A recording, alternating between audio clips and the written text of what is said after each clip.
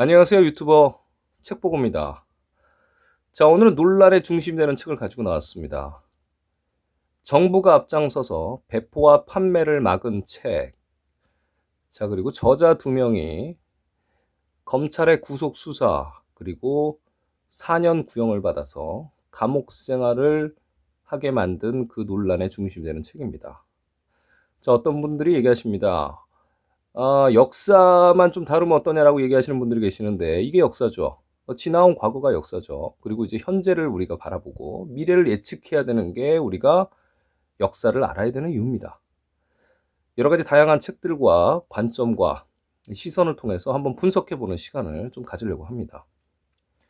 자, 이 책은 2013년 책인데요. 제가 이제 그 당시에 구매한 책인데, 지은이, 한영수, 김필원이 경찰 1차 수사 때는 무혐의를 받고, 그 다음에 검찰에서는 구속을 해라. 구속을 했습니다. 자, 이유가 뭐냐? 성관이의 명예를 훼손했다. 자, 그런 내용이에요. 성관이의 명예를 훼손해서 구형을 받죠, 이제. 판사로부터 구형을 받아서 약 4년 구형을 받았다는데, 감옥에 계셨겠죠. 자, 도대체 무슨 책이길래 그러냐? 어떤 내용이, 그리고 이제 법무부 장관이, 야, 이거 판매를 막아라. 자, 박근혜 문재인 때의 대선을 다룬 책인데, 나머지 너무 많은 다양한 증거들이 있는데, 가장 이제 심각한 증거만 좀 몇 개 좀 보여드릴게요. 개표 상황표라고 있습니다. 이게 이제 가장 핵심입니다. 개표 상황표가. 이 표, 그러니까 검표를 하죠. 검표를 한 다음에, 다 집계를 한 다음에, 마지막에 이제 1번 몇 표, 2번 몇 표, 이렇게 다 적어놓고 이게 도장을 받아요. 위헌 검열을 받습니다. 그리고 이게 중앙선거관리위원회 서버로 가는 거예요. 여러분, 서버로 간다고요. 근데 이게 틀리면 안 되겠죠. 이게 우리가 이제 개표소 말고 투표하는 장소가 있지 않습니까? 투표하는 장소에서 그대로 여기 이제 보면 투표용지 교부수, 그 다음에 선거 투표 몇 명 했나 이런 것들이 적혀 있는 거거든요. 그리고 이제 투표지 분류기를 통해서 몇 표가 나오고 딱 나오는 겁니다. 이게 이제 중앙관리위원회 이제 선거관리위원회 서버로 들어가는데, 이게 틀리다는 얘기예요. 지금 이게 이렇게 너무나 이상하다는 얘기죠. 뭐가 이상하냐? 투표용지 준 거보다 더 많이 했어요. 투표를. 이상하죠? 뭐 4명, 5명. 이게 얼마나 많냐? 엄청 많다. 엄청 많다. 그러니까 ATM기에서 돈을 뽑아야 되는데 돈이 안 나오는 거예요. 숫자대로 안 나오는 거야. 내가 누른 거랑. 10만 원을 뽑는데 뭐 4만 원이 안 나오고 3만 원이 안 나오고, 이런 데가 그냥 전국적으로 많다 이렇게 생각하시면 됩니다. 근데 이 개표상황표가 이제 뭐가 중요하냐면, 이 개표상황표가 이제 중앙 서버로 들어가잖아요. 선관위 서버로 들어가는데, 이 서버에서 이제 방송 3사로 이 통계 결과가 TV로 생중계가 된단 말이죠. 근데 우리가 보면 TV 생중계로 이런 여러 가지 개표 상황표를 본 적이 있느냐? 또 중앙선거관리위원회 이걸 공개를 하냐? 이거랑 개표 상황이 맞아야 되거든요. 이게 제일 중요한 겁니다. 개표 상황이 맞아야 된다고요. 이거랑 전혀 상관없이 방송에 막 나갈 수도 있겠죠. 그럼 어떻게 구분할 거예요? 그죠? 뭐 그 전에도 분류기도 문제가 있고, 또 우리가 이제 쓰고 있는 투표지에 절지선이 이렇게 있잖아요. 절지선이 있는데, 영수증에도 보면 이제 보관해야 될 거, 고객이 보관해야 될 거, 뭐 판매자가 보관해야 될 거, 번호가 같은데 지금 이런 게 없다는 얘기죠. 이렇게 되는 거 아시죠, 여러분? 대부분. 충분히 조작을 하려면 할 수 있다. 투표지도 문제고. 여기 보면 아까도 이렇게 많은 데가 맞지가 않다. 투표 용지를 교부한 거랑 실제 투표수랑 맞지가 않는다. 사람이 더 많어. 계속 이상하게 뭐 고치고, 도장은 다 찍혀 있어. 도장은 다 비슷합니다. 또 그래서 이런 것들이 가장 문제다. 현장에서 개표 상황표가 문제가 많이 있다. 투표지 분류기가 보면 이제 선거를 하면 투표용지가 이제 분류가 되는데, 이제 선관위에서는 이게 아무 문제가 없다고 얘기를 하죠. 뭐 이거는 이제 2차 문제고, 사실 이 투표지 분류기가 이제 노트북에 연결돼 있거든요. 노트북에 이제 프로그램이 깔려 있죠. 이 프로그램이 여러분 그 핸드폰이나 노트북 같은 거 보시면, 여러분이 이제 사이트 링크하거나 다운을 받으면, 문자든 뭐든 다운을 받으면 이제 해커들이 실행 파일을 심어놓죠. 그래서 이제 좀비 PC나 좀비 핸드폰이 되는데, 그게 언제 작동을 하냐면, 여러분 평소에는 작동을 안 해요. 그 해커들이 작동을 하고 싶을 때 작동을 한다는 얘기죠. 근데 여기에 벌써 프로그램이 깔려 있다는 얘기입니다. 이 개표지 이제 투표지 분류기가 막 이렇게 돌아간 게 여기 다 나온다는 얘기죠. 이 프로그램도 이제 문제고, 평소에는 잘 모르죠. 참관인들이 봐도 몰라요. 그런데 이 제형 PC에 개표 사항표가 출력되죠. 아까 이 표예요. 처음에 이게 출력이 됩니다. 출력이 되는데 여기 투표용지 교부수랑 투표수가 이렇게 같이 나오는 거예요. 서버에 연결된다는 얘기죠. 그리고 맨 마지막에 어떻게 된다는 얘기예요. 이거 다 한 다음에 도장 찍어 이렇게 다 검표하고 이거 숫자 맞는지 검표하고 이거를 서버로 보내죠. 현장에서 그냥 불러주면 되는데 서버로 보낸다는 얘기죠. 그러면 TV에 생중계되는 거랑 개표 상황표랑 다를 수도 있다는 얘기예요. 서버에 이렇게 접속이 된다. 이것 때문에 이제 말이 많았던 겁니다. 현장에서도 많이 안 맞고 투표지도 이상하고 표수도 다 이상하다. 그리고 또 이 당시에는 18대 대통령 선거 때는 이 선거하는 시간이 연장이 됐었어요. 연장이 됐었는데 이 선거가 이제 방송 3사를 통해서 발표가 날 때 9시가 조금 넘으니까 벌써 당선인 발표 우세 10시만 되면 거의 끝났습니다. 뭐 개표가 전국에서만 2시간? 뭐 조금 넘었을 때부터 끝나죠. 이게 말이 되는가? 이런 의구심들이 많이 나온 책입니다. 서버에 연결이 된다. 그 다음에 뭐 이 사전 투표도 있고요. 얘기가 있고 여러 가지가 있습니다.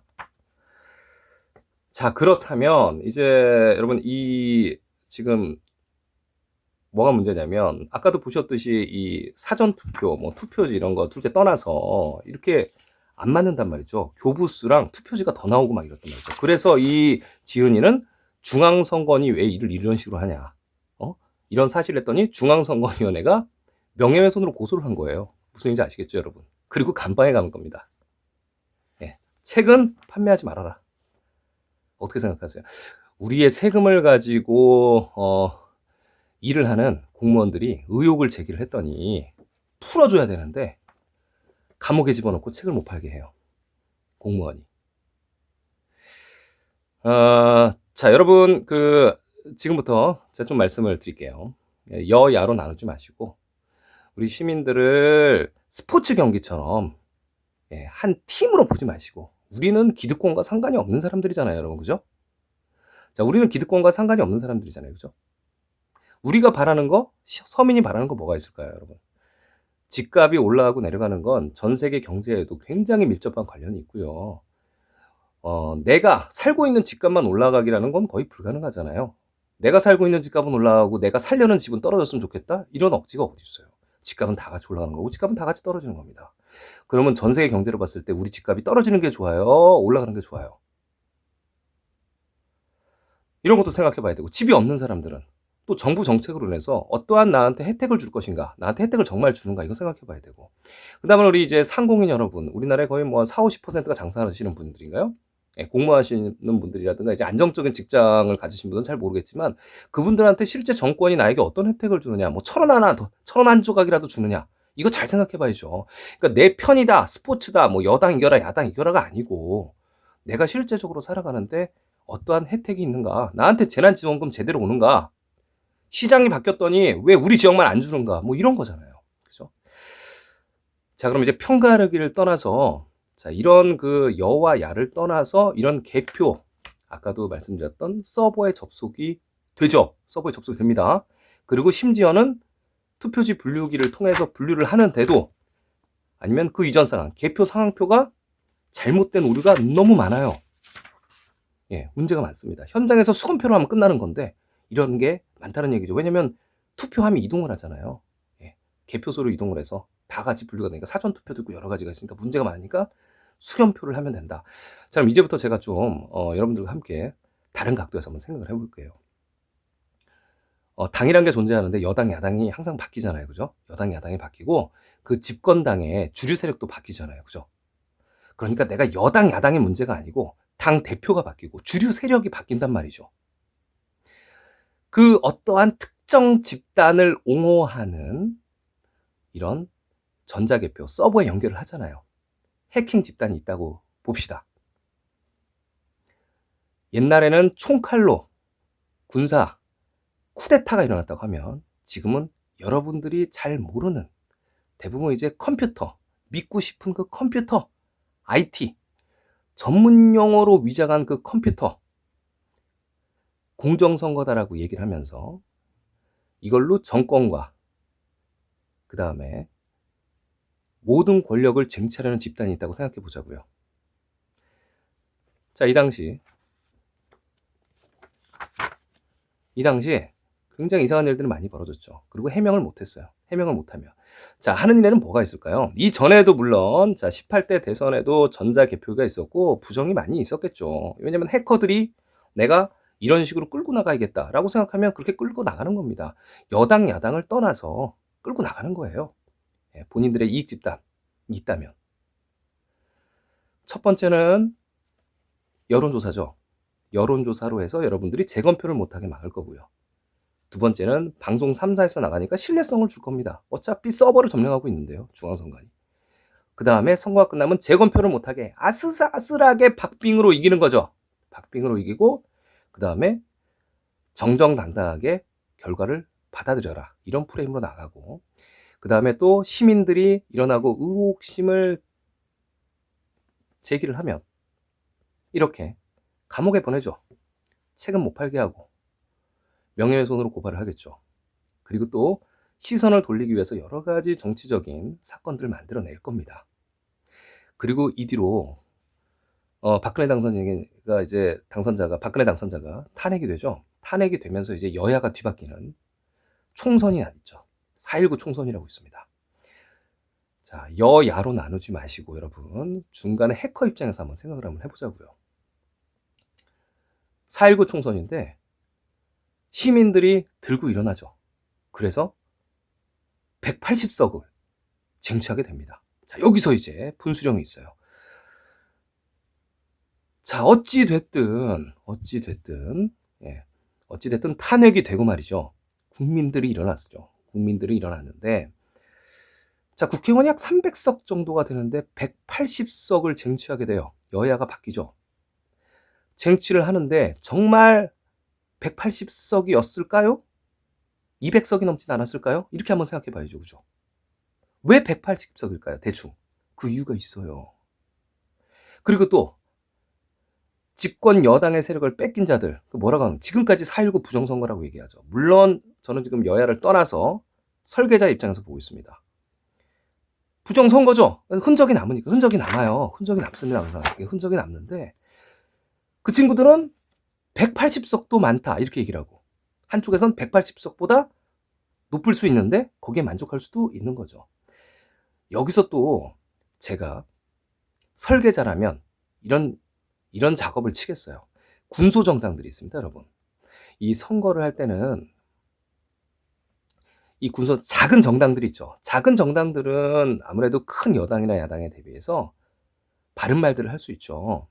선거 보존금이라고 있어요. 예, 선거를 할 때 여러 가지 자기 당의 돈을 쓰지 않습니까? 근데 이제 투표를 한 사람들의 지지율의 15%, 10%가 되면 중앙선거관리위원회에서 그 돈을 몇 퍼센트 정도 보존을 해준단 말이죠. 돌려준다는 얘기예요. 근데 군소 정당들을 잡는 방법이 뭐가 있을까요?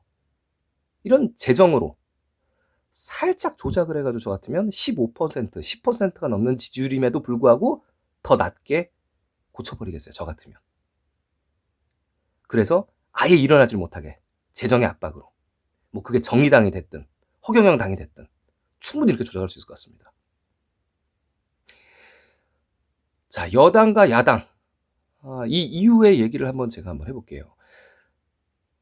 자, 요번 이제 대선이 있었습니다. 대선이 있었는데 뭐 조작의 증거는 어디든 나타나죠. 그럼 프레임을 어떻게 쓰냐면 4.19 총선. 자, 원래 180석 정도도 얻은 게 너무 많다. 이거 부정선거다. 이런 세력들이 있고요. 실제로 180석에 안주하는 세력도 있습니다. 더 많이 나왔을 수도 있는데 말이죠. 예, 어찌됐든 전자개표로 부정선거가 있었다. 그럼 이번 대선에서는 어떻냐? 자, 과연 누가 승리를 하는가? 그러면 누가 범인이냐? 혜택을 본 사람이 항상 범인인 거예요. 그죠? 누가 이득을 받느냐? 예, 그 사람이 범인이겠죠. 그러면 요번에 어찌됐든 대선에 승리한 당이 있었겠죠. 그럼 이 이후의 프레임은 어떻게 되는가? 대선에 승리했어도 조작선거다. 니네들은 조작선거를 했음에도 패배했다라는 프레임을 계속 씌울 거예요. 예. 너무나 치사한 놈들이다. 너무나 무능했고 조작까지 했는데 졌구나. 이렇게 반대로 생각할 수도 있습니다. 네. 저는 지금 승리자의 입장에서 얘기를 하고 있는 거예요. 그렇게 할 수 있잖아요. 그리고 또 누군가 당대표를 하면 또 다음 선거가 있죠. 이제 지방선거들이 좀 있지 않습니까? 이제 거기서 완벽한 패배. 시민들이 등을 돌렸다 하면서 그 당대표를 했던 세력, 그 주류 세력의 정치 생명을 끊을 것 같아요. 자, 프레임은 니네는 부정선거를 해도 졌고, 또한 당대표와 새로운 세력으로 바뀌었어도 또 졌다. 국민들이 등을 돌렸다. 그리고 그 후에 여러 가지 선거적인 문제를 가지고 지금 검찰공화국이죠, 여러분, 한국이. 검찰 집단, 선거 캠프가 다 검찰 판사잖아요. 1차 수사기관인 경찰이 무혐의라고 해도 검찰이 공문서 위조, 또한 판사가 검사의 말을 믿고 선후배 관계 아닙니까? 충분히 법적인 해석을 다르게 할 수 있죠. 그렇게 됐을 때 시민들의 구심점 역할을 하는 정치인들을 쉽게 감옥에 보낼 수 있고 판례를 뒤집으면서 충분히 법의 해석을 자유롭게 할 수 있다. 이것이 바로 검찰공화국이죠. 그렇기 때문에 검찰공화국이 무서운 겁니다. 그 검찰공화국이 똑바른 어떤 목표의식이나 사상을 갖고 있지 않는 한 집단 이기주의에 빠졌을 때죠. 그런 것들을 우리는 이제 역사로 배웠었어요. 브라질 있죠, 브라질. 검찰, 법원, 그리고 언론이 똘똘 뭉쳐요. 그래서 시민을 위해서 싸우는 정치 세력들을 다 수장을 시킵니다. 자살로 처리를 하고요. 일어나지 못하게 합니다. 많이 봤죠. 그리고 모든 시설물들을 민영화를 시켜요. 민영화가 뭐냐면 이제 우리 일반 시민들이 사용하는 필수적인 뭐 물이라든가 전기라든가 가스 이런 거 있잖아요. 우리나라가 굉장히 저렴한 편이에요. 다른 나라에 비교해서요. 이제 그런 것들 가격을 올리면 민영화라는 건 이제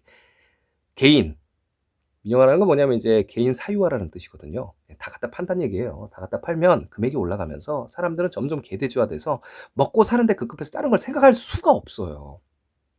정상적인 판단을 할 수 없습니다. 왜냐하면 내 입에 지금 밥 벌어먹고 풀 붙이기가 힘든데 말이죠. 그러면 계속 국가적인 상황은 집단 이기주의적으로 나빠진다. 여러분, 공산주의라든가 일반적으로 사회주의 국가들이 일반 시민들이 못 사는 데들이 많죠. 왕권주의 국가들. 뭐 예를 들면 이집트라든가 인도라든가 뭐 이런 데 가시면 10년, 20년, 30년이 지나도 똑같은 이유가 뭐냐면 부가 편중돼 있기 때문이에요. 기득권한테. 그러니까 여러분, 우리 시민들이 여러분들이 어떤 입장이신지 모르겠지만 저희가 이제 좌우를 나눠서 스포츠처럼 어떤 당에 편을 붙지 마시고 우리가 이제 그런 기득권, 그 보이지 않는 그 전자개표를 활용해서 이 권력을 탈취하는 집단이 누군가를 잘 봐야 됩니다. 우리가 그들한테 뭘 얻겠어요? 아까도 말씀드렸잖아요. 그죠? 피해를 보는 건 다 저희들이거든요. 그럼 의구심이 있으면 수검표로 바꿔라. 수검표로 바꿔라. 추후에 여러 가지 일들을 상상해 볼 수 있습니다. 우리가 역사적인 어떤 과거의 경험으로 비춰보면 현재와 미래를 쉽게 추측을 할 수 있어요. 그렇게 안 되기를 바라는 것 뿐이지만 대부분 인간의 본성과 탐욕은 대부분 반복되게 돼 있거든요. 제가 아까도 방금 말씀드렸듯이만 조심스럽게 한번 미래 예측을 한번 해보겠습니다. 일반 시민들을 양분화시켜서 스포츠를 보는 것처럼 팀을 나눌 거예요. 4.19 총선부터 일어났던 게 아니라고 말씀드렸죠. 자, 이 전에도 말이죠. 이게 지금 18대 대통령 전에도 사전투표부터 시작해서 문제는 많았어요. 항상 수검표하면 끝나는 겁니다. 현장 수검표하면 끝나는 건데 사실 얘기만 많고 국민적 분열, 당적인 분열, 그 다음에 세력을 와해시키는 수단으로 많이 쓸 것 같습니다. 그리고 각지에서 나타나는 구심점이 되는 시민운동가들, 정치 세력들은 다 어떠한 명목을 트집을 잡아가지고 감옥에 보내거나 정치 생명을 끝낼 겁니다. 그리고 대대로 이 차츰차츰 진행되었던 전자개표 보이지 않게끔 아슬아슬하게 보이지 않게 아슬아슬하게 조작을 해서 국민들의 눈을 가리고 그들만의 부를 계속 유지시킬 거고요. 국민이 들고 일어났을 때는 전쟁 노름까지 불사할 집단들이며 언론들은 국민들의 애국심을 고취시켜서 희생을 강요할 거예요. 이게 지금까지 계속 반복되었습니다. 여러분, 할 말은 해야죠. 그렇죠? 여러분, 할 말은 해야죠. 역사를 다루던 무슨 다른 주제를 다루던 중요한 시점에서 할 말은 해야죠. 다 지금 안 하고 있잖아요. 누가 하고 있어요? 현재를 못 보는데 과거를 더 안 보이는 과거를 감히 얘기한다? 현재를 못 보고 미래를 못 보는데 더 안 보이는 과거는 어떻게 얘기를 해요? 저는 그렇게 생각합니다. 지금 우리 민족의 기로에 달려있죠. 저는 지금까지 제가 한 말이 그렇게 안 됐으면 좋겠고요. 지금 선거도 굉장히 정정당당한 선거였으면 좋겠고요. 앞으로 잘 국정을 운영했으면 좋겠습니다만 굉장히 상식적으로 이해할 수 없는 일이 생길까봐 굉장히 걱정이 됩니다. 심히. 지금 청와대, 제가 한번 관전 포인트 하나 말씀드릴게요. 여러분. 지금 우리 청와대가 사실 예전에 경복궁 그쪽 이제 거의 뒤편에 있잖아요. 뒤편에 있는데 뭐 많은 사람들이 이제 궁에서 죽어나갈 때 그쪽을 이제 뭐 그쪽에 묻기도 하고 뭐 무덤으로 썼을 수도 있고 그래서 터가 안 좋다는 얘기가 있어요. 풍수지리로 따진 말이죠. 풍수지리로 따지면 터가 안 좋아서 거기 항상 청와대에서 있던 역대 대통령이 잘못됐으니 지금 현재 이 정권을 잡은 대통령은 아마 그 청와대보다는 나는 서민과 함께 하겠다. 그리고 이제 그 터를 버리고 딴 데로 이동할 수 있을 것 같아요.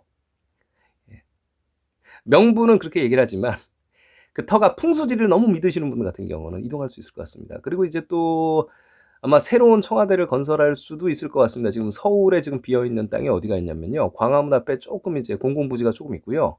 그리고 또 용산 미군기지. 거기 이제 원래 공원으로 쓰기로 돼 있었는데 거기가 이제 헬기도 내릴 수 있고 굉장히 크죠. 부지가 아마 그쪽으로 좀 이동할 수 있지 않을까. 그래서 한번 그거 한번 보시면 재밌을 것 같습니다. 뭐 여러 가지 이유가 있을 것 같습니다. 뭐 청와대 뭐 그쵸.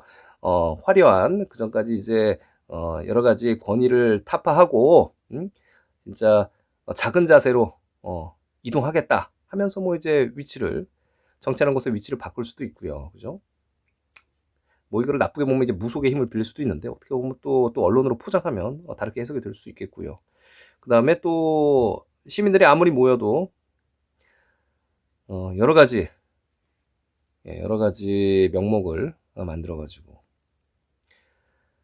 철인, 공안, 검찰 정치가 시작될 수도 있지 않을까. 왜냐면은 그렇게 안 되기를 바라지만 지금 검사 생활하신 분들, 판사 생활하신 분들 다 이제 정부 각 부처로 발령이 나실 거잖아요. 그렇죠? 그분들은 권력을 다 갖고 계셨던 분들이고 이제 필요한 건 돈이잖아요. 그죠? 네. 권력과 돈. 장사치들이 감히 나보다 돈이 더 많아? 다 민영화시켜. 개인사유화시켜. 그리고 언론을 포장해. 그래서 저희 같은 경우는 이제 소시민이잖아요. 저희들은 다 소시민이기 때문에 우리한테 어떤 혜택이 올까를 계속 생각을 해야 되는데 혜택이 과연 올까? 민영화가 되고 우리에게 오는 지원들이 끊어지고 그렇죠? 언론의 자유가 막히고 표현을 못하고 자 이런 문제가 있을 수 있겠죠. 그래서 한번 이런 것들이 우리가 지켜보는 관전 포인트다. 행동하실 수 있는 각 방향에서 여러 행동을 하셔서 수감표 꼭 만들면 좋겠다. 이런 얘기를 합니다. 뭐 다양한 의견이 있겠지만 저는 지금 이 선거를 조작하는 설계하는 입장에서 한번 제 의견 한번 말씀드려봤어요. 댓글로 여러분 의견들 많이 남겨주시고요. 다음 시간엔 다른 주제로 한번 찾아뵙겠습니다. 책 보겠습니다.